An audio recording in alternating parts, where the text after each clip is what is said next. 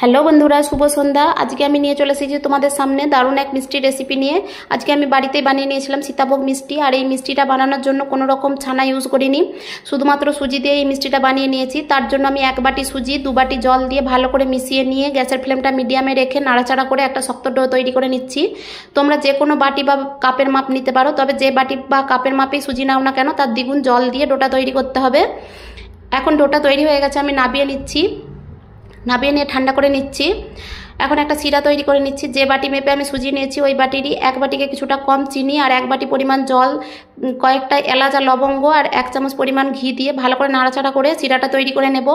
শিরাটা কোনো ঘন করে তৈরি করার দরকার নেই, 1 তার বা 2 তার তৈরি করার দরকার নেই। শুধুমাত্র চিনিটা গলে গেলে আর একটু ঘন হয়ে গেলে পরে নাবিয়ে নিয়ে চাপা দিয়ে রেখে দিলাম যাতে না ঠান্ডা হয়ে যায়।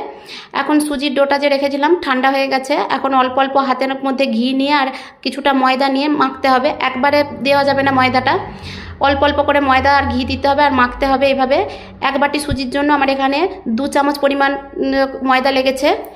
যখন ভালোভাবে মাখা হয়ে যাবে সবার শেষে আবারও একটু ঘি দিয়ে ভালো করে মেখে নিয়ে একটু দলে নিচ্ছি। সুজিটা যত ভালো দলা হবে তত ভালো মিষ্টিটা তৈরি হবে।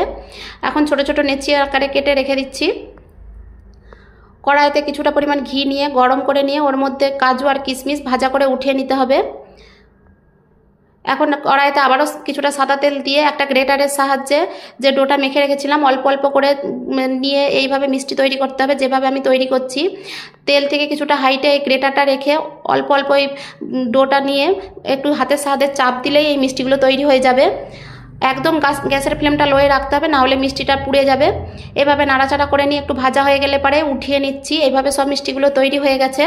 এখন যে শিরাটা তৈরি করে রেখেছিলাম ঠান্ডা হয়ে গেছে, একটু গরম করে নিয়ে ওর মধ্যে সব মিষ্টিগুলো দিয়ে নাড়াচাড়া করে নিয়ে উপর থেকে ড্রাই ফ্রুটসগুলো দিয়ে ভালো করে আবারও মিশিয়ে নিয়ে চাপা দিয়ে রেখে দিচ্ছি আধা ঘন্টার জন্য। আধা ঘন্টা পর ঢাকনা খুলে সমস্ত রসটা যখন ওই মিষ্টির মধ্যে প্রবেশ করবে তখন নাবিয়ে নিয়ে প্লেটে পরিবেশন করেছি। এই মিষ্টিটা খেতে দারুণ লেগেছিল বন্ধুরা। তো তোমরাও এইভাবে বানিয়ে ফেলো বাড়িতে আর কমেন্টে জানাও কেমন লাগলো। ভালো লাগলে লাইক